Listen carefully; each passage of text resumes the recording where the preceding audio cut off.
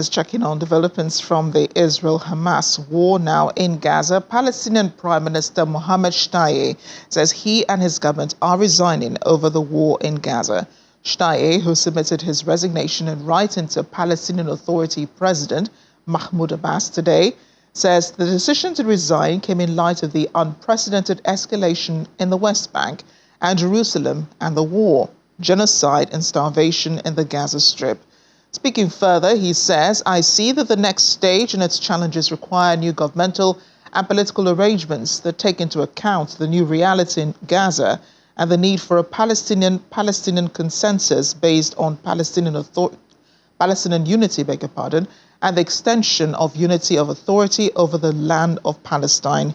The resignation comes as U.S. pressure grows on President Abbas to shake up the Palestinian Authority, which is seen as corrupt, and begin work on a political structure that can govern a Palestinian state following the war.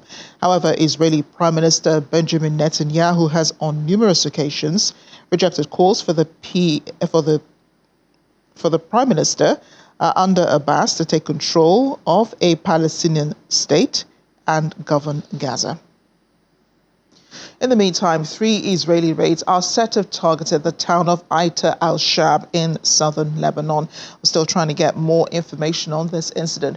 But Foreign Affairs Minister for the Palestinian Authority, Riyad Malki, says Israel has been using both farming and medicine as weapons of war. He was addressing the 55th high-level session of the UN Human Rights Council in Geneva. He told them, "While we are meeting now, 2.3 million Palestinians in Gaza are being subjected to massacre and deprivation, becoming victims of disease, pandemic, hunger, and thirst." He called for imposing political and economic sanctions on Israel, as Israel has been violating international law with its aggression against our people in the Gaza Strip, its genocidal war, and its crimes against the inalienable rights of the Palestinian people. Staying with the situation on the ground, the Palestine Red Crescent Society says it's been able to evacuate 24 people from Al Amal Hospital, including 18 patients and injured people, 8 of whom needed urgent surgery. This was made known in a statement in which the organization said its crews were also able to bring food and water to the hospital on Sunday. Despite prior coordination by the United Nations, Israeli forces are said to have obstructed the passage of the convoy for about 7 hours out of the military checkpoint west of Al Amal neighborhood. Israel is, however, said to be mulling an evacuation plan for civilians from unspecified parts of the Gaza Strip as the Rafah offensive looms. It comes as Israeli Prime Minister Benjamin Netanyahu at a meeting on Sunday presented the war cabinet with operational plans for the ground invasion of Rafah.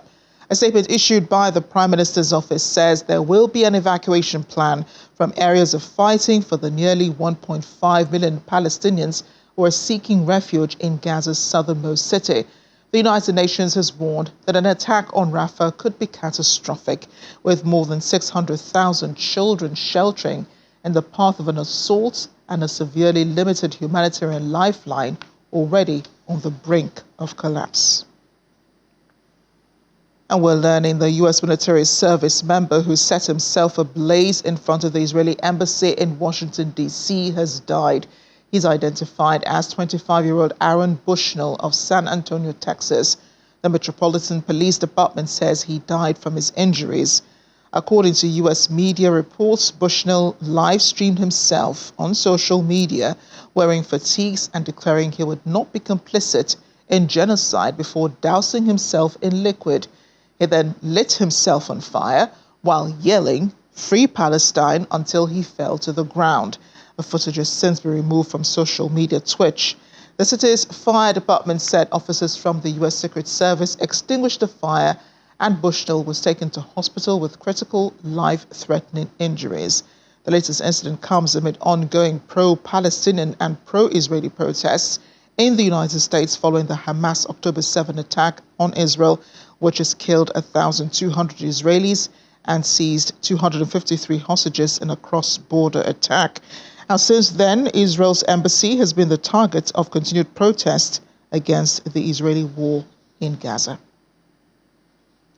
Let's bring in now Dr. Mahmoud Hanafi, a professor of international law and human rights and head Palestinian Association for Human Rights. He joins us from Beirut in Lebanon. Dr. Hanafi, thank you for joining us on the program today.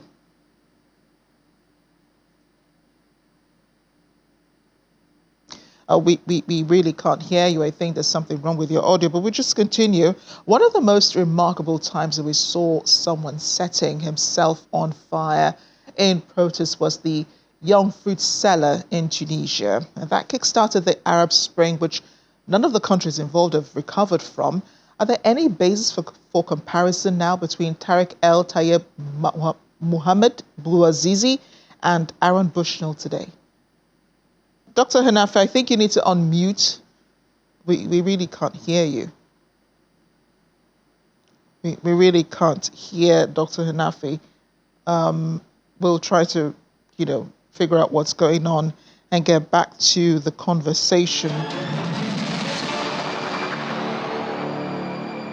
Welcome back to The World Today. And just before the break, I told you about the U.S. military service member who set himself ablaze in front of the Israeli embassy in Washington, D.C. He is now said to have died from his injuries, critical and life-threatening injuries that he had from that incident alone. According to U.S. media reports, Bushnell live-streamed himself on social media Twitch, wearing fatigues and declaring he would not be complicit in genocide before dousing himself with liquid. He also yelled, "Free Palestine," until he fell to the ground. We have with us Dr. Mahmoud Hanafi, a professor of international law and human rights and head Palestinian Association for Human Rights. He is in Beirut, Lebanon. Dr. Hanafi, thank you for your patience, and I'm sure that we worked out all the technicalities regarding, this conversation. Now I wanted to know, what was one of the most remarkable times that we've had, in modern history of anyone setting themselves on fire in protest was a young fruit seller in Tunisia who kickstarted the Arab Spring, which none of the countries involved in the Arab Spring have recovered from. Are there any basis of comparison between Tariq El Tayeb Mohammed Bouazizi and Aaron Bushnell today? Yes, there is a very strong relation between what has happened in Tunis with Mohammed Bouazizi, who has fired himself as a protest for the difficult economic situation in Tunis. Now, this American soldier also has fired himself in front of Israeli embassy as a kind of protest against the general policies of USA towards the genocide crime in Gaza. As you know, USA supports Israel with everything. It wants weapons, political, diplomatic, economical support. That support increase the genocide crime. And there are different demonstrations around USA, but I think this protest is the most impressive one that may increase the protest everywhere, and it may affect it positively on the decision of US towards Israel. I hope so. Yeah, I hear you say genocide crime. So you believe that the IDF is committing genocide in Gaza? Yes, Israel has to issue a report for the ICJ. The deadline is today, February 26th. And in our opinion, as a follower, that Israel did not respect the orders of the ICJ. There are 6 orders. Neither of these orders have been respected. The number of Palestinians who were killed since January 26th till now, 3,500. The injuries also 5,000. The humanitarian aids did not enter in proper way and in sufficient way. So Israel has to answer whether it is respected the orders of ICJ or not. in my opinion, Israel did not respect, and I think the ICJ will ask more questions as a kind of mechanism to stop this genocide. I know that these procedures are not effective and implemented at the same time, but it is a kind of pressure over Israel. Now, I'm not holding brief for Israel here, but those deaths are casualties of war because the IDF says it was going after Hamas targets. And Hamas, as we have found out over the years, has been using humans as shields, when these attacks happen. So unfortunately, those people died, and the rest of the world does grieve, with the rest of Palestine. But I also hear calls for free Palestine. Was or is Palestine in bondage of any sort? Yes, Palestinians, if I understand your question, Palestinians now are dreaming to stop the genocide crime and to stop or to make a ceasefire, but I doubt because there are different military plans to invade Rafah, and humanitarian aids are prohibited and prevented to be entered to the north of Gaza because there is no real pressure over Israel, no real pressure, neither from USA or Western countries or from Arab countries themselves. There is no pressure for that. Israel is feeling freely to do everything or anything, not only over Hamas as a Palestinian fiction, but also over the Palestinian people, which are going to be punished as a collective punishment because Israel said that they are supporting Hamas and Palestinian people are a partner in the events of October 7. Do you think that Palestinians support Hamas? I mean, this is a government that they have had for years now, which has done nothing really for the people there. They're not providing water, they're not providing electricity, they're not providing good governance. Do Palestinians support Hamas? Yes, we have different indicators for that. Till now, the Palestinian people, till now, there is no revolution, there is no protest from the Gazian people against Hamas, because Hamas is, as the reporters, as the politicians, as UN agencies, people are supporting Hamas, and Hamas is one of these people. For that, you cannot split between Hamas and Gazian people, and this is the complex relation. Israel must know that it is impossible to destroy Hamas because Hamas is rooted in the Palestinian society. But you do know that Hamas is regarded as a militant group to the Palestinians and to the rest of the world. Hamas is a militant group. They have also carried out attacks against the Israelis across the border. And then all that culminated in the October 7 attack. You do know Hamas is a militant group. And yet you say that the Palestinians support Hamas.